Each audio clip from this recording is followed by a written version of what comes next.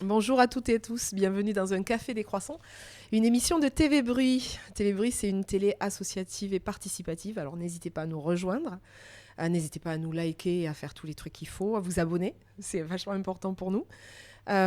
Aujourd'hui à la technique, on a Sacha qui a rejoint TV Bruit justement, salut Sacha, et puis on a Gouard aussi. On va vous parler dans les épisodes qui suivent de transport.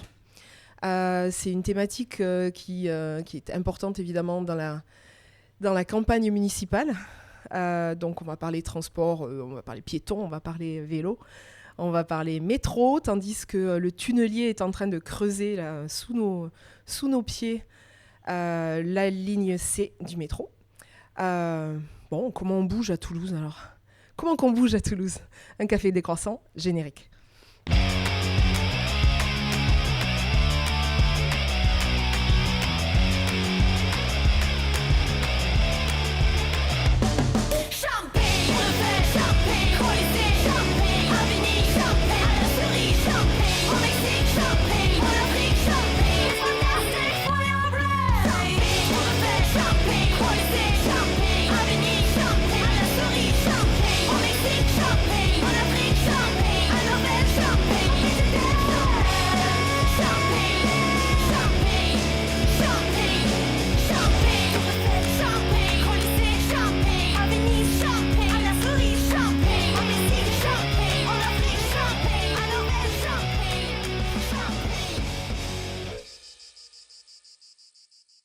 Comme je le disais en intro, le tunnelier est littéralement en train de passer sous nos pieds, parce qu'ici on est au cœur du quartier Saint-Aubin, à la petite robe noire, et on remercie Jean-Christophe et son équipe, Xavier. Il fera peut-être un petit tour, il viendra nous voir d'ailleurs tout à l'heure.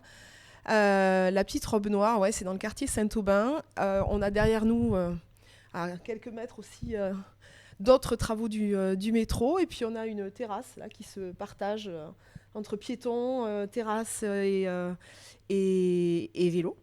Donc ça nous semblait un lieu intéressant pour parler de transport. La question du transport, on pourrait se dire que quelque part, elle est un peu jouée. On voit bien que dans les métropoles, dans les centres urbains, la place de la voiture, elle est un petit peu limitée. Elle se limite de plus en plus, tandis que les mobilités douces et les transports collectifs sont encouragés. Mais il y a quand même des enjeux, toujours. Il y a quand même de vraies questions. Et d'ailleurs, je vous invite à aller voir notre épisode sur la jonction Est. Là, aujourd'hui, il y avait une audience au tribunal administratif sur les AFNT, c'est-à-dire les aménagements ferroviaires du Nord Toulouse. On avait quelqu'un qui devait venir en plateau pour parler de la LGV, de la ligne à grande vitesse. En fait, on est allé la voir. Regardez. C'est un passage en force, un déni démocratique qui dure depuis la déclaration d'utilité publique en 2015. Bonjour Pauline. Bonjour. En fait, la LGV, parce que c'est de ça qu'on va parler, la ligne à grande vitesse, donc Toulouse-Bordeaux, pour ceux qui l'ignorent, c'est un sujet qui divise. Je t'explique où ça divise, parce que ça divise au plan politique à Toulouse. On a un maire qui est pour, plus. On a un parti socialiste qui est pour, mais qui s'oppose au maire. On a des écologistes qui sont contre, mais qui sont avec le parti socialiste. Bon, c'est un gros bazar. Mais nous, on aimerait parler avec toi de la raison pour laquelle ça soulève globalement un consensus quand même chez les gens du tracé, sur les gens qui sont concernés au premier chef. Et pour ça, pour faire un petit peu simple, je me dis que ça touche à la fois à des raisons écologiques, économiques, sociétales, sociales, tous ces aspects-là. Et moi, ce qui me frappe le plus, en tout cas dans un café décroissant, c'est l'aspect déjà écologique. On parle beaucoup du fait que l'écologie, c'est une mode finalement, dépassons tout ça et allons de l'avant. Il y a un backlash là terrible, mais sur le plan écologique, la LGV, c'est une catastrophe. Tu nous expliques pourquoi ? C'est un des plus gros, si ce n'est le plus gros chantier d'infrastructure des 10 prochaines années de France. Donc on aimerait le circonscrire à un projet du sud-ouest avec les gens qui sont sur le tracé. Mais c'est pas ça, c'est un choix de société. Quand tu fais un projet comme ça, ça concerne toute la France. Rien que par son format, faire des nouvelles lignes de Bordeaux à Toulouse avec un tronc commun qui finit en Gironde avec une branche, donc Bordeaux-Toulouse, et un Y qui part au Bordeaux-Dax, ça fait 350 km de nouvelles voies. Il y en a 222 entre Bordeaux et Toulouse. Donc voilà, c'est 10 fois, 15 fois la 69, ça n'a aucun rapport par rapport à... On traverse 5 départements. Donc par son ampleur, déjà, c'est un projet qui devrait intéresser toute la nation et par rapport à l'investissement que ça demande et puis par rapport aux usagers que ça concerne, c'est pas les gens qui sont sur la ligne qui vont prendre ce train, donc c'est des gens qui viennent de plus loin. Donc pour toutes ces raisons, c'est un projet qui doit avoir une ampleur nationale, à mon avis, quoi. Sur le plan écologique, toi tu viens de la vallée du Ciron. Oui. Justement, ça c'est extrêmement frappant quand même. Si tu peux nous parler de cette vallée et de ce qui se passe potentiellement, en quoi elle est menacée? Alors il y a des magnifiques vallées en Lot-et-Garonne et dans les Landes, hein, j'insiste là-dessus, qui seraient avec des zones naturelles magnifiques qui seraient aussi touchées. Mais c'est vrai que la vallée du Ciron, on a la chance qu'elle soit étudiée depuis quelques années par des chercheurs de l'INRAE et qu'en cherchant dans le sable, ils ont trouvé des charbons de hêtres. Bon, ils voyaient des hêtres. Alors déjà, ils ne comprenaient pas pourquoi il y avait des hêtres qui poussaient les pieds dans l'eau, ça n'aime pas l'eau, et qui étaient au niveau 0 alors que ça aime l'altitude. Donc du coup, ils ont commencé à aller chercher le génome de ces hêtres et puis ils se sont rendus compte que c'était une branche très particulière, un génome de hêtres qu'il n'y avait pas dans d'autres régions.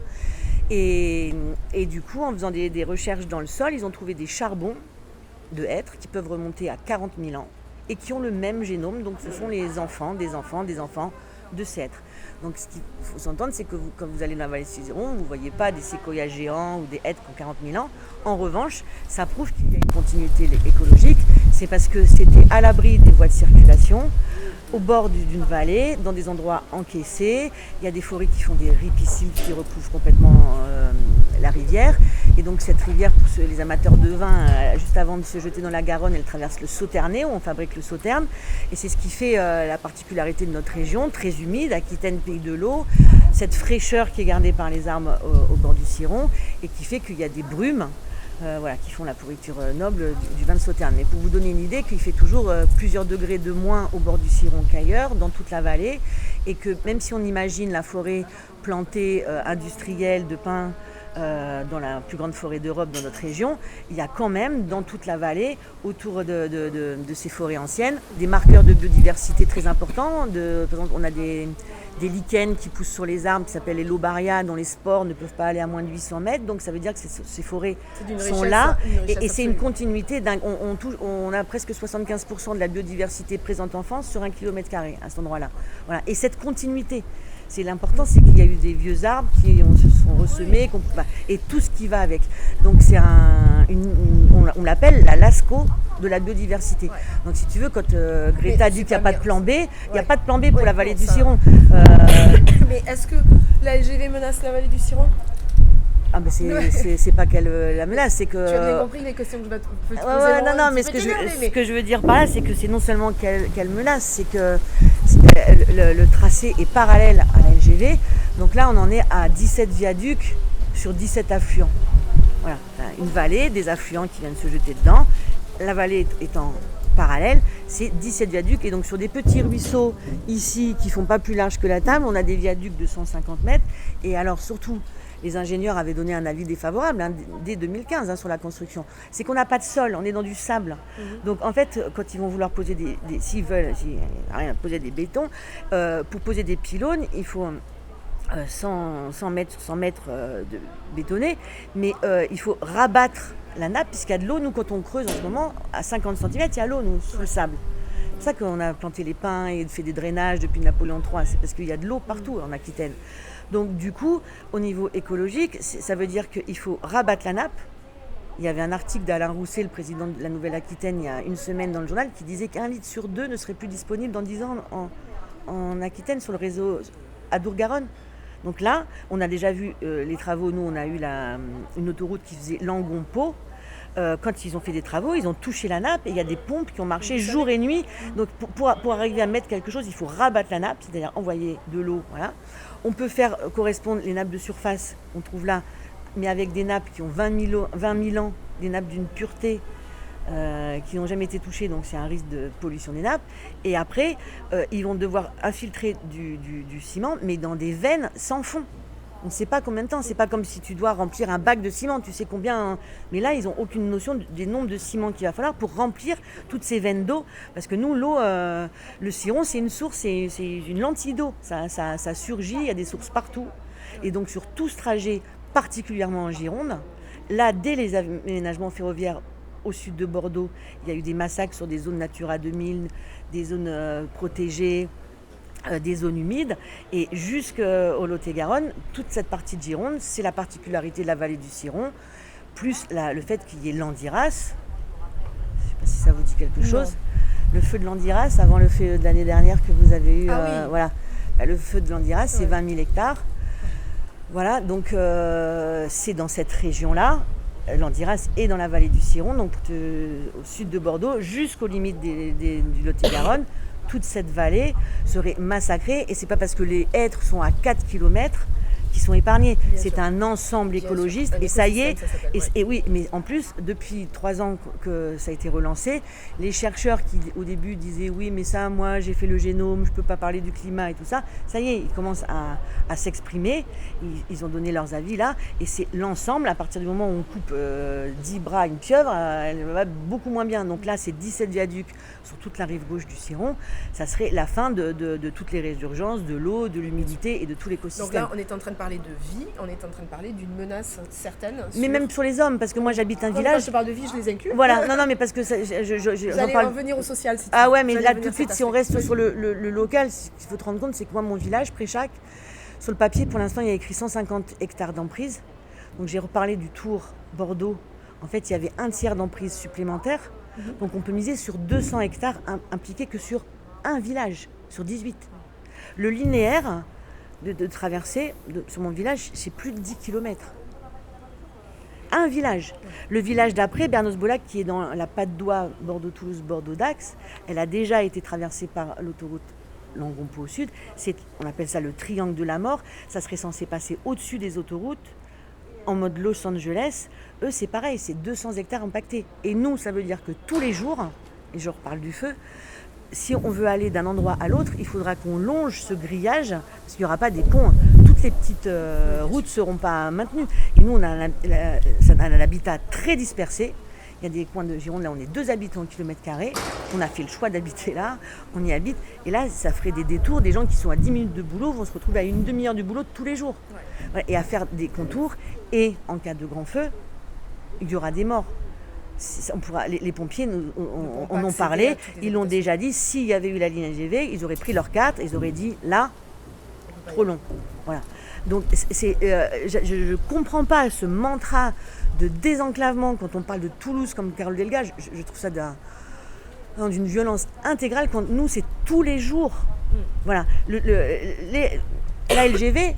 Les transports en LGV, c'est 5% des transports en train. Alors, je voulais y venir, parce que la LGV, c'est pour qui ? Parce qu'on parle beaucoup d'une société inégalitaire. On sent bien qu'il y a deux modèles de société. Et que la LGV, c'est un modèle de société qui va toujours vers plus d'inégalité. Qui prendrait la LGV ? Alors, bon, qui ? Après, moi, les débats sur les Parisiens, oui, non mais si, parce qu'à Toulouse, les Bordelais, vous l'avez, vous ne comprenez pas, nous à Bordeaux, qu'est-ce qui nous emmène les Toulousains, machin. Oui, après, à la fin, c'est la fin. Des retombées économiques. Non, mais quelles retombées économiques quelles retombées économiques ? Les entrepreneurs ne se promènent pas dans les LGV. Enfin, je veux dire, il y a des visios, le trafic aérien a baissé de 35% entre Toulouse et Paris. Les gens ne se déplacent plus, ils font leurs affaires sans se déplacer. Plus besoin effectivement d'être présent pour faire... Voilà. Et quand on dit que ça touche 5% des trajets, ça veut dire que 95 autres % s'emmerdent tous les jours. Enfin, nous, on a des collectifs en Gironde, ça s'appelle Train d'enfer, sur les lignes Agen, Langon, Bordeaux, Médoc, Bordeaux, Acarchon, Bordeaux. Ils s'endorment avec les applis, parce que maintenant, on n'a plus de fiches horaires, tout ça. Ils s'endorment avec les applis, et tous les soirs, ils s'endorment avec le train de 6 heures annulé, le train de 7 heures. Tous les jours, c'est des complications. Ce sont des complications gens qui payent leur abonnement, qui reprennent leur voiture, qui payent une nounou, qui arrivent en retard au périscolaire. Voilà. On a le même problème en Occitanie. C'est 95% des trajets. Donc les gens, ils prennent le TGV 1 fois par an, 2 fois par an, 3 fois par an, et certains aucun. Les gens qui partent pas en vacances, ils prennent pas de TGV. Et vu le prix que ça coûte, non plus. Donc maintenant qu'on relance les trains de nuit, les trains slow qui coûtent 10 € pour aller doucement, c'est à contre-courant. Et d'ailleurs, le fait que ce projet date de 50 ans, on voit bien qu'on nous l'a greenwashé. Là, il a 50 ans, donc il ne peut pas tenir la route. Donc là, par exemple, tous les aménagements ferroviaires au sud de Bordeaux et au nord de Toulouse, on nous les a vendus pour les TER. Mais c'est les mêmes voies sur les mêmes plans. J'allais le dire. Bon, la raison pour laquelle vous êtes ici, là, vous vous êtes déplacé, vous avez affrété 2 bus pour venir. Et puis il y a des gens évidemment à Toulouse, il y a aussi une opposition qui se crée ici, mais qui est peut-être plus récente que ce qui se crée. Je le disais, il y a des gens chez vous qui se battent depuis 10 ans, depuis 15 ans contre le projet.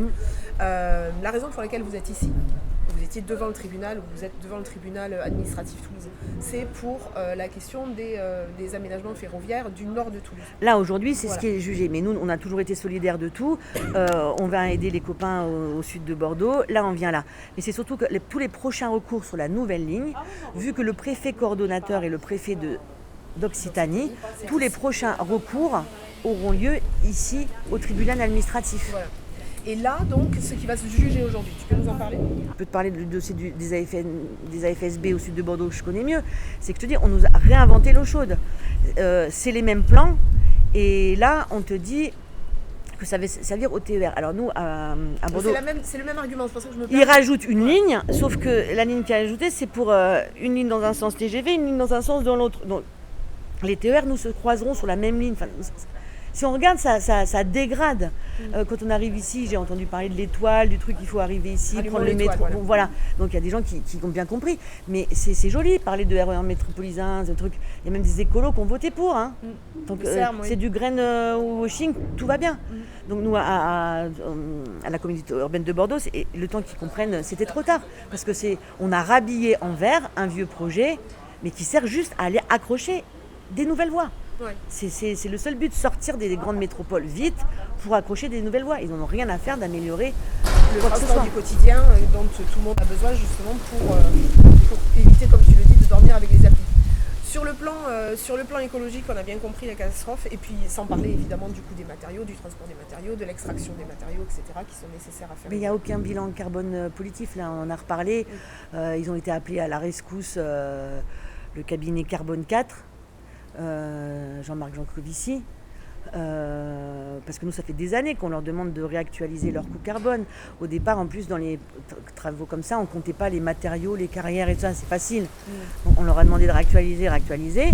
Donc du coup, ils savent que ça peut être un argument, donc ils ont appelé à la rescousse Jean-Marc Jancovici. On se dit super, Carbone 4, il va nous vendre du rêve.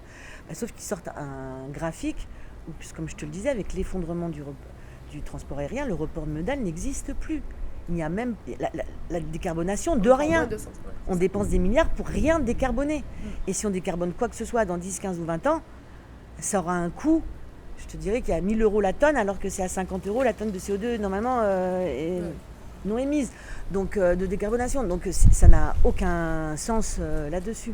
En termes économiques en plus, donc, on le sait, tu en parlais tout à l'heure dans ta prise de parole, l'État se désengage de cet énorme projet qui se compte évidemment en milliards. Il ne se désengage pas. Enfin, il se désengage. Il va certainement se déporter vers un partenariat public-privé. C'est-à-dire qu'avant, au moins, pour faire ce genre de gros trucs de merde, l'État donnait l'utilité publique et du coup prenait en charge les travaux. Là, depuis le départ, c'est un truc complètement bancal, puisqu'il y a 40% État, 40% collectivité et 20% Europe. Là, déjà, l'Europe n'existe pas. Donc quand Carole Delga vous fait venir des zozos habillés en orange là, du corridor européen, demandez les papiers. Nous on leur a demandé, c'est écrit nulle part. Sur les papiers il y a écrit qu'il n'y aura aucun engagement, que Toulouse n'est pas une frontière. On est désolé, mais l'Europe finance les projets transfrontaliers. Donc c'est dur, mais c'est pour ça que c'est pernicieux. C'est que là, si les journalistes ne font pas leur boulot, c'est des mensonges. Total.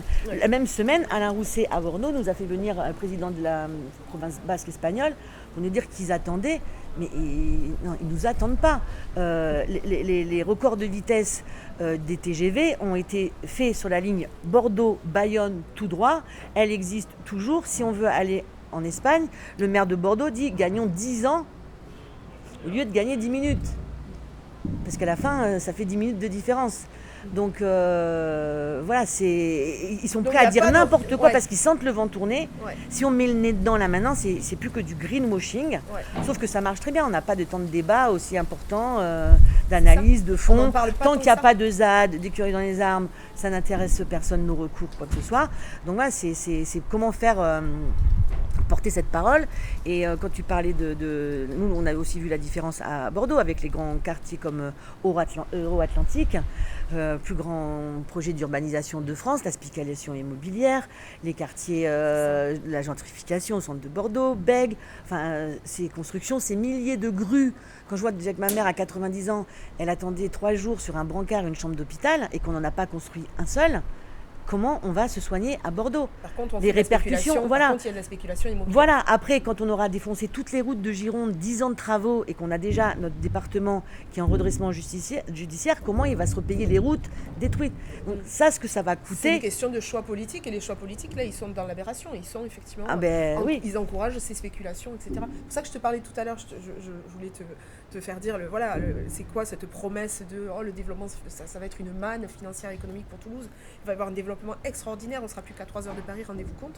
Et en fait, ce qui se fait, c'est qu'il y a peut-être un Non, l'hôpital psychiatrique va déborder, Mais voilà. le centre de chimio aussi, rien n'est prévu, on fait venir des gens. Ne voient pas mais la ça manne rapporte financière. des trucs à des gens, ça c'est Oui, sûr. mais pas- On le ferait pas. Et je suis désolée, quand on voit qu'en ce moment, il y a le procès Lafarge, on a le même genre de partenaire du BTP dans ce projet. Est-ce que tu penses qu'ils vont lâcher l'affaire comme ça? Ils l'ont pas lâché pour fabriquer du ciment avec Daesh. Laisse-moi te dire que c'est pas Bien nous sûr avec qu'il nos y a recours tant qu'ils peuvent. Non mais c'est ça. Oui, il y a un modèle, On veut il y a un vendre modèle. du béton. Il y a un modèle béton Voilà. qui continue Et d'exister, on oui. veut nous faire prendre pour des imbéciles parce qu'on est contre le train, mais les TGV sont juste des autoroutes ferroviaires sur rail qui dépensent 2 fois plus de béton qu'ailleurs, les viaducs encore plus. Donc Vous n'êtes pas contre le train, vous êtes contre un train un projet de train qui est complètement, comme Voilà. tu disais, aberrant, inutile et meurtrier. Je voulais parler quand même de cet engagement des municipalités, des communes, parce que c'est ça ce qui reste, c'est les 40% d'engagement des collectivités locales, c'est-à-dire là pour le coup. alors là vous avez votre il faut y aller. dire. Là il faut y aller. Il y a quand même des municipalités. Et là, il faut y aller. Et D'accord. quand on pense qu'on a perdu le dernier recours au tribunal administratif de Bordeaux sur le plan de financement qu'on disait illégal, il ne faut pas le voir comme ça parce que certes, il n'a pas été reçu illégal et arrêté, ce qui bloquerait le projet. En revanche, le dernier truc qu'on a qui a été jugé ici au tribunal administratif de Bordeaux, c'est que les collectivités locales peuvent se retirer du plan de financement. Donc là maintenant, il faut aller voir toutes ces collectivités locales. Alors nous, en Gironde, c'est un peu compliqué parce que le département ne finance pas et on n'a pas de communauté de communes. Elles ont senti le vent tourner tout de suite, elles n'ont pas financé. En Lot-et-Garonne, une grosse partie non plus. Il n'y a que la communauté de Agen. Mais ici, vous devez en avoir. C'est pour ça qu'on a besoin de ta parole. Voilà, Tu vois, donc par rapport à là, cette expérience-là. on peut se retirer du plan de financement. On en a la preuve, ça a été dit au tribunal la dernière fois. Donc il faut... Il y a une municipalité à un moment donné, un président de la métropole toulousaine qui peut dire ça c'est non. Voilà. On se retire. Et sinon qu'il ait des bons C'est arguments super pour le enjeu. faire. Voilà. C'est super Donc c'est pour ça qu'il faut rien lâcher. Maintenant jusqu'au municipal. Ouais. Parce que. En tout cas, c'est un enjeu comme tu disais. Ah non mais tout le c'est monde devrait énorme. en parler. Tout le Non monde mais devrait c'est parler de énorme. On se remettrait. Nous en Gironde, la 10 ans de travail, on s'en remettrait pas. Quand tu vois les gîtes, les promenades en kayak, les libellules, la plus grande forêt, le bassin d'Arcachon, 10 ans de travaux là, la Gironde ne s'en remettrait pas. Ouais. Ces routes défoncées, plus d'eau. D'ailleurs, Non. je pensais aux maires aussi des petites communes là qui se sont retrouvées quand même avec 25 000 pages Mais comme tout le de monde. documents, Comme c'est ça. nous. Voilà, à devoir lire en l'espace de, il y avait quoi, un mois pour Eux, ils avaient 2 mois, nous on en avait 1. Et nous, c'était en ligne. D'accord. Et eux, pareil, c'était en ligne. Et c'était pour donner un avis. Pour dire rien, je te dis, sur les 34 000 pages, il y en a 3 sur la décarbonation. Ouais, c'est Et en plus, avec un putain de graphique où il y a écrit que ça décarbone rien. Ouais, c'est ça. Sauf que qui c'est qui prend le temps de le faire? Qui c'est qui dit Qui a le Alors si on écoute, ah mais ça c'est fait, ah ben vous gagnerez pas, ah ben c'est comme ça. Voilà. Non, on ne peut pas, c'est trop important comme choix de société, Voilà. comme quand on sait derrière les lobbies qu'il peut y avoir. On ne peut pas Justement, laisser on faire est là, des choses comme ça en France juste pour une minorité de gens qui vont se faire de la thune et qui vont laisser crever les autres, quoi. C'est ça, c'est une question de sociétale, On ne peut pas. de modèle de société inégalitaire ou solidaire, Voilà. on en est où. Et écoute, pour finir, parce qu'il faut quand même que tu ailles au tribunal aussi, pour finir, fais-nous rêver, c'est quoi l'alternative? Ce fric, Parce qu'il y en a. Ah, mais On il y le en met a- où à la place? Il y en a plein, hein. Il y a des copains qui ont déjà travaillé, il y a des lignes alternatives, il y a ouvrir toutes les petites lignes qui sont fermées. Il y a les 2 députés de LFI en Gironde qui ont travaillé sur un cahier de 18 pages qui parle de ça. Non mais du train, il y en a besoin, hein. Monsieur Cassel sera très content quand tu vois des lignes comme Limoges, Angoulême, Périgueux, des villes comme ça qui ferment. Des sous-préfectures ou avec des... Alors c'est facile parce qu'on restreint l'offre, du coup les gens prennent moins de trains. Et ensuite on peut dire, voyez bien, Voilà. ça marche pas. Alors que quand ça a été dans le contraire, nous on a des élus sur toute la vallée de la Garonne, la route historique, je suis désolée, il y a déjà une ligne, elle fonctionne mal, remettons-la en route. Il y a plein de gens qui attendent des réouvertures de lignes pour que les villes et les villages ne crèvent pas. Enfin, sur le ferroviaire français, tout sur le ferroviaire, il y a déjà de quoi manger et de faire un truc super pour tous les gens, tous les jours. Et pour parler vraiment des enclavements là pour le coup. Et oui, que les parents puissent aller bosser d'un côté et que les jeunes qui se retrouvent devant pas de train, et qui prennent tout leur lundi matin pour amener les enfants en internat. Oui. Et justement, la question qu'il faut donner, qu'il faut le micro quand on le tend aux politiques, c'est bien ce qu'il faut leur dire, c'est vous le mettrez où l'argent là? Est-ce qu'on le met vraiment dans les transports du quotidien? Le LGV, c'est pas un transport du quotidien, on est d'accord? Ah ben non. Ok. Vraiment pas. Merci beaucoup. Avec plaisir. Beaucoup, Pauline. Merci Merci. pour ta clarté et pour tout ça. Bonne chance du coup là au tribunal. Ouais, mais il faut qu'on reste en lien vraiment. Et après, il faut éclaircir, il faut donner des gros coups dans la pelle parce que les verts qui veulent pas avec ci, de la machin, ce que tu as commencé au début. C'est la folie. Je te dis, ça m'intéresse pas. Il faut les remettre devant leur fait accompli. Là, on a fait signer 333 élus de tous bords politiques. Franchement, quand je vois des maires de petites communes rurales qui me disent j'aurais jamais cru que je ferais un truc avec les écolos et qu'ils le font, c'est la seule chose à faire. Ouais, enfin, faut qu'on pour avoir de la robustesse, il faut un maillage. Et tout le monde ensemble. Sinon, on n'y arrivera pas. Il faut surtout pas faire les métropoles contre les ruraux. On est tous ensemble, c'est ce qu'on arrive à faire.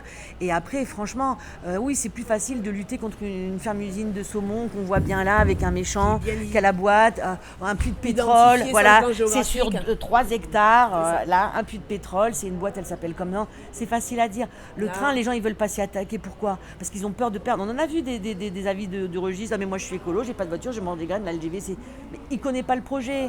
Ils s'intéressent pas. Ils écoutent que des mantras, des fake news qu'on entend depuis 20 ans dessus. Oui, ils répètent ça. Donc, il faut aller parler aux gens. Ouais. Moi, j'ai déjà vu des gens d'Alternativa arriver en vélo en me disant mais pourquoi vous êtes contre train? Vous êtes des. Voilà, c'est bien beau de traverser la France en vélo pour les vacances. Et qu'est-ce que t'en as à foutre de mettre 1 heure de plus pour aller à Toulouse une fois par an voir ta grand-mère, quand même. Mais ça, il faut prendre le temps et c'est pour ça que je pense que dans la bataille des municipales et en mettant les gens ensemble, et puis là, c'est le moment d'être ensemble, quoi. Les querelles de ci, de là, le premier socialiste qui est contre, il signe avec et puis hop, on s'en fout. Carole Delga et Rousset peuvent continuer, mais nous, on a des élus qui ont changé, donc c'est possible. Ouais. Voilà, le président du département de Gironde a dit qu'il était toujours contre, il signe pas forcément, il signe. On a un président d'une communauté de communes qui n'avait jamais rien fait, il ne sera pas réélu. Hein. Donc ils n'ont pas le choix. Ça peut être aussi donc, ça, non mais la question c'est que voilà, et parce que quand le drame va arriver, le plus grand écocide, enfin de toute façon, s'il se passe quoi que ce soit, c'est un procès en écocide. Hein. Ouais, c'est trop grave. Parce que vous, les matériaux qui viennent d'Ariège, vous avez quand même toute votre eau qui vient des carrières là-bas. Oui. Nous, ça passe au-dessus des sources. Enfin, quand on nous dit qu'il va manquer 1 litre d'eau sur 2 et que M. Rousset, qui est aussi président du schéma Adour-Garonne pour l'eau des bassins versants, il n'y a pas écrit LGV dans le schéma d'aménagement de l'eau. Quand on a déposé une requête pétition à l'Europe, les gens s'en sont rendus compte. Donc s'il manque 1 litre sur 2 et qu'en plus on en balade n'importe où, qu'on engage pour quoi que ce soit, c'est un crew à crever de soif à Bordeaux et à Toulouse, les gars. Et quand on a la plus grande forêt d'Europe, certes plantée, certes de monoculture, mais avec d'autres îlots et des zones humides, on la traverse pas, quoi. C'est pas le moment d'aller replanter des arbres alors que nous on a tout sur place, quoi. Ça fait sens ce que tu dis. Ah ouais. Ça fait sens. Merci beaucoup. Merci d'avoir été là et de nous avoir répondu. Bon, voilà un épisode rondement mené sur la LGV. Et vous voyez bien que, j'espère que vous avez bien compris à quel point c'était un enjeu municipal pour Toulouse. On a d'autres épisodes à vous proposer. Les mobilités douces, le rêve ou pas le rêve, la révolution, la dénorition. On verra ça avec Boris de Deux Pieds de Roue. Et puis on voit ça aussi, on voit la mobilité dans les quartiers avec Benoît qui représente le quartier Papus. On va discuter avec eux en studio. Vous avez 2 autres épisodes qui arrivent sur le transport. À bientôt dans un café des croissants. Ciao.